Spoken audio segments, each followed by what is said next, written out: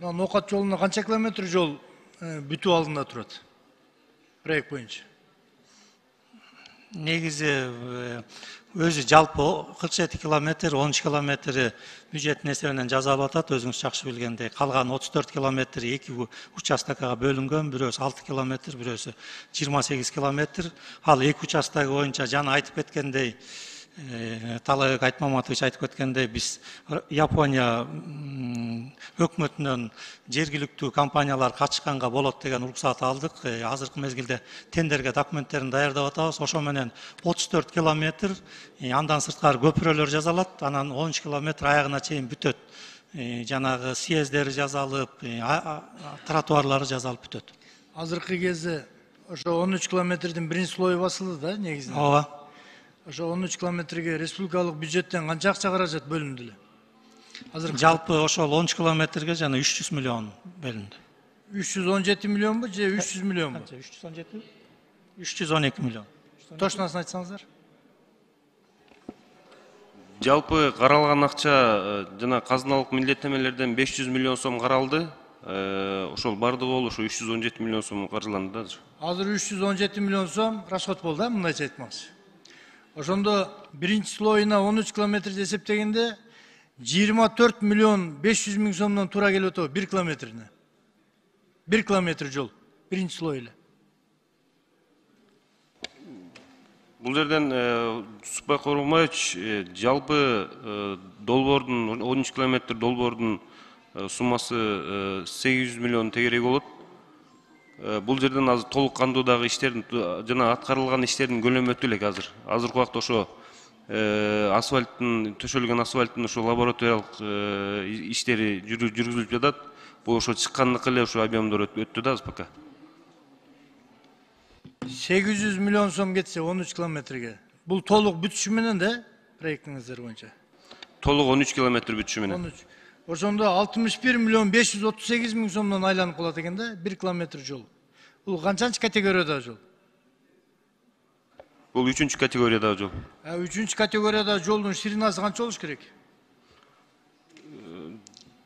3,5-дан 3,75 чейин, 3,5. Ширинасы канча метр болуш керек? Ошону так эле. Бир проезддики 3,5 метр. 3,5 метр. Ошондо получается 7 метр болуш керекпи жол? А биздин жолдор эмнеге андай тар курулуп атат азыр? Элдердин үйлөрүн буздуртканбыз. Туурабы? Кызыл китеби, жашыл китебине карабастан жолду кеңейткиле деп ошондой бир талаптар болгон. Элдин бүт үйлөрүн тазалатып, участоктарды жолго бошотуп бердик. Эмне үчүн азыр узкий курулуп атат? Канча метр курулуп атат азыр? Биринчи слоюңар айтыңызчы. Биринчи слой 9 сантиметр, андан кийинкиси 6 сантиметр. Бул калыңдыгы. Калыңдыгы. А ширинасын так айтпайсызбы мага? Ширинасын боюнча мен сизге да тактап турда жооп, кат жүзүндө жооп берип. Ширинасы сиз айткандай размерде болбой атат, узкий болуп калып атат. Анан мен дагы мурдакы чогулуштардын биринде министр транспортко кайрылып кеткен элем. Ноокаттын борборуна центрине жеткенде ошол жерде 4 полоса кылып бериңиздер. Ноокаттын борбору калк жыш жайгашкан жер, подземный переход кылып бериңиздер.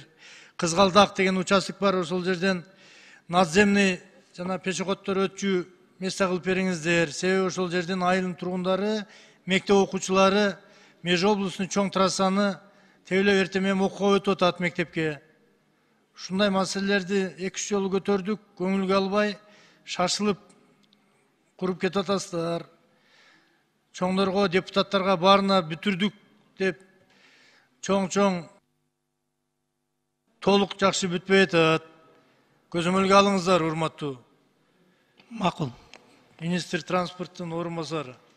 Андан кийин жалпы мамлекетке тиешелүү бир жанакы элдерге тиешелүү, сиздерге тиешелүү бир суроо. Техосмотр барбы азыр бизде? Техосмотр бар. Техосмотрду техникалык регламенттин негизинде менчик диагностикалык борборлор өткөрөт. Алар аккредитацияны экономика жана коммерция министрлигинин алдындагы центр стандартизациядан алышат. Платный да. Канча сом бир машина техосмотр, жеңил машинанын? Платный. 2 кубтуу бир жеңил машинаны өткөрүш үчүн канча сом техосмотр? 500-600 сом тегеретесинде, анткенсе булар жана айтып атпаймынбы, жеке менчик борборлор өткөрөт, бааларын өзлөрү коюшат да. Эмне үчүн жеке менчиктер өткөрүш керек? Мамлекет өткөрсө болбойбу техосмотрду.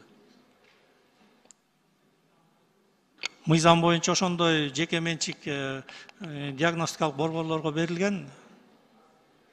Ушул техосмотрлардын слабый экендигине ошол жерде дагы жанагы акчага басылып техосмотр толук өтпөгөндүгүнөн мен оюмча мына жолдогу ДТПлардын көпчүлүгү кырсыктардын болуп атканда ушул нерсени мурункудай кылып техосмотрду мамлекет өзүнүн көзү менен алыш керек.